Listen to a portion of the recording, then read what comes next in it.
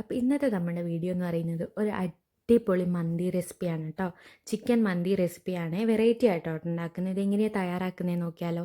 ആദ്യം തന്നെ പാനിലേക്ക് നമ്മൾ കഴുകി വൃത്തിയാക്കി വെച്ച് ചിക്കൻ എന്ത് ചെയ്യണം, നിരത്തി നിരത്തി നിരത്തി വെച്ച് വേണം വെക്കാനായിട്ട്.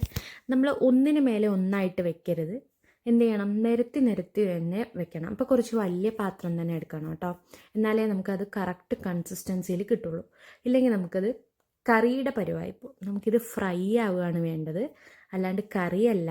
അത് മാത്രമല്ല, നമ്മൾ ഇതിനകത്ത് വേറെ മുളക് പൊടിയോ അങ്ങനെയൊന്നും ചേർക്കുന്നില്ല. അപ്പോൾ എങ്ങനെയാണ് നമുക്ക് ഉണ്ടാക്കുന്നതെന്ന് നോക്കാം. അപ്പോൾ ഇതിവിടെ നിരത്തി വെച്ചു. ഇനി നമുക്ക് വേണ്ട ഇൻഗ്രീഡിയൻസ്: ക്യാപ്സിക്കം ചെറുതായി കട്ട് ചെയ്തത്, മല്ലിയില, പുതിനയില. ഇനി ഇതെല്ലാം മിക്സ് ചെയ്തിട്ട് നമുക്ക് എന്ത് ചെയ്യാം, നന്നായിട്ട് തിരുമ്മിയെടുക്കണം. കൂടെ കുരുമുളക് പൊടി ആഡ് ചെയ്യുന്നുണ്ട്. അപ്പോൾ ആദ്യം തന്നെ 2 ടീസ്പൂൺ കുരുമുളക് പൊടിയാണ് എടുക്കുന്നത്.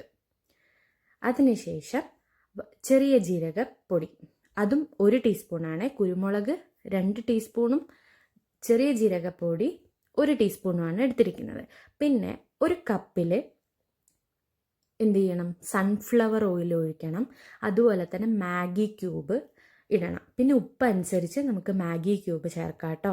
ഞാനിപ്പോൾ ഇവിടെ ഏതാണ്ട് 4 മാഗി ക്യൂബാണ് എടുത്തേക്കുന്നത്. ഇനി ഇത് നന്നായിട്ട് തിരുമ്മിയിട്ട് കുറച്ച് സൺഫ്ലവർ ഓയിലും കൂടി ഒഴിച്ച് നമ്മൾ നേരെ അടുപ്പിലേക്ക് വെക്കണം.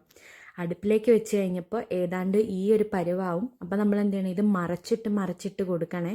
അത് കഴിഞ്ഞാൽ കിട്ടുന്ന ഒരു പരുവാണ് ഇത്. അപ്പോൾ ഈ ഒരു കൺസിസ്റ്റൻസിയിൽ മൊരിഞ്ഞു കഴിഞ്ഞാൽ, ഇവിടെ ഓൾറെഡി ഞാൻ റൈസ് തയ്യാറാക്കി വെച്ചിട്ടുണ്ട്, അതിൻ്റെ കൂടെ നമുക്കിത് മിക്സ് ചെയ്താൽ മതി. അപ്പോൾ ഇത് കണ്ടില്ലേ, നന്നായിട്ട് ഫ്രൈ ആയിട്ട് വന്നിട്ടുണ്ട്. ഇനി നമ്മൾ ചോറൊക്കെ കറക്റ്റ് വെന്തിട്ടുണ്ട് കേട്ടോ. നിങ്ങൾക്കറിയാലോ, മന്തിൻ്റെ റൈസിൻ്റെ റെസിപ്പി ഞാൻ ആഡ് ചെയ്തിട്ടില്ല കേട്ടോ. ഈ മുളകും അതുപോലെ തന്നെ മഞ്ഞൾപ്പൊടിയും പാലും കൂടി കലക്കി ഒഴിച്ചതുമാണ് കേട്ടോ ചേർത്തേക്കുന്നത്. ഇനി അത് നന്നായിട്ട് എന്ത് ചെയ്യണം, മിക്സ് ചെയ്തെടുക്കണം.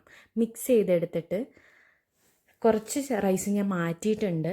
എന്നിട്ട് വേണം ബാക്കിയും കൂടി ഇട്ട് മിക്സ് ചെയ്യാനേ. മുകളിലുള്ള റൈസ് ഞാനിങ്ങ് മാറ്റിയെടുത്തതാണ്. ഇനി നമ്മളിത് നന്നായിട്ട് മിക്സ് ചെയ്തെടുത്തു. അപ്പോൾ കിടുക്കാച്ചി മന്തി റെസിപ്പി ഇവിടെ റെഡി ആയിട്ടുണ്ട് കേട്ടോ. അപ്പോൾ thanks for watching my channel.